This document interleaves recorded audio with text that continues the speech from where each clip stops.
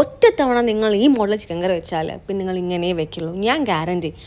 ഇതിൽ ഇത്രയും ടേസ്റ്റ് ഈ സംഭവം ഇത് എങ്ങനെ എൻ്റെ അമ്മ റെസിപ്പി എവിടെ നിന്ന് കിട്ടിയോ വെച്ചാൽ അമ്മയ്ക്ക് ഇപ്പോഴും വലിയ ഐഡിയ ഒന്നുമില്ല. പക്ഷേ ഞാൻ കഴിച്ചത് വെച്ച് ഏറ്റവും ബെസ്റ്റ് ചിക്കൻ കറി ദോശയുടെ കൂടെ, ചപ്പാത്തിയുടെ കൂടെ, നെയ്ച്ചോറിൻ്റെ കൂടെ, ബിരിയാണിയുടെ കൂടെ, ആപ്പത്തിൻ്റെ കൂടെ, ഇഡ്ഡലിയുടെ കൂടെ, അങ്ങനെ എല്ലാത്തിൻ്റെ കൂടെയും മാച്ചായി പോകുന്ന ഒരേ ഒരു കറിയേ ഉള്ളൂ. അത് ഈ കറിയാണ്. അത്ര ടേസ്റ്റാണ്, അത്ര സംഭവമാണ്, അത്ര അടിപൊളിയാണ്.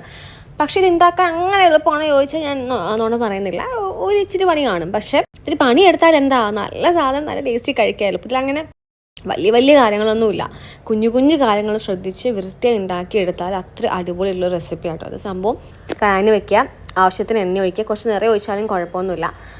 കടുക് പൊട്ടിക്കുക, ഇഞ്ചിയും വെളുത്തുള്ളിയും ഒന്ന് കുഞ്ഞു കഷ്ണമാക്കിയിട്ട് ആദ്യം ഒന്നിട്ടൊന്ന് റോസ്റ്റ് ചെയ്തെടുക്കുക.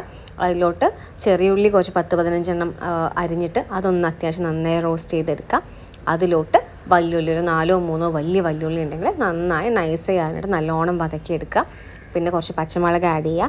നല്ലോണം വതക്കുക എന്ന് പറയുമ്പോൾ അതിൻ്റെ അട്ടപ്പൂരുന്ന വരെ അത്യാവശ്യം നല്ലോണം വതക്കിയെടുക്കുക. അതിലോട്ട് തക്കാളി ആഡ് ചെയ്യുക. പിന്നെ തക്കാളി നല്ലോണം വതക്കുക. ഇത് രണ്ടും അതിൻ്റെ മാക്സിമം വഴന്ന് കഴിയുന്ന സമയത്ത് നമ്മളാക്കി വെച്ച ഇഞ്ചി വെളുത്തുള്ളി പേസ്റ്റ് അതിലോട്ട് ആഡ് ചെയ്യുക. ചെറുള്ളി ക്രഷ് ചെയ്ത് വെച്ചത് ആഡ് ചെയ്യുക. പിന്നെ അതിലോട്ട് വഴറ്റിയതിന് ശേഷം നമ്മൾ മുളക് പൊടി, പൊടിച്ച് വെച്ച പൊടികളില്ലേ, ആദ്യം കാണിച്ച മസാലപ്പൊടിക്കൂട്ട്, അത് പൊടിച്ചത് ഇതിലോട്ട് ഇടുക. നന്നായി റോസ്റ്റ് ചെയ്തെടുക്കുക. അതിലോട്ട് നമ്മുടെ തേങ്ങാക്കൊത്ത് ആഡ് ചെയ്യുക. നന്നായി ഒന്ന് ഇളക്കുക. പിന്നെ നമ്മൾ മിക്സ് ചെയ്ത് വെച്ച മാരിനേറ്റ് ചെയ്ത് വെച്ച ചിക്കൻ അതിലോട്ട് ആഡ് ചെയ്യുക. നന്നായിട്ട് ഇളക്കുക. ഇളക്കലാണ് മെയിനായിട്ട് ഇതിൻ്റെ മെയിൻ.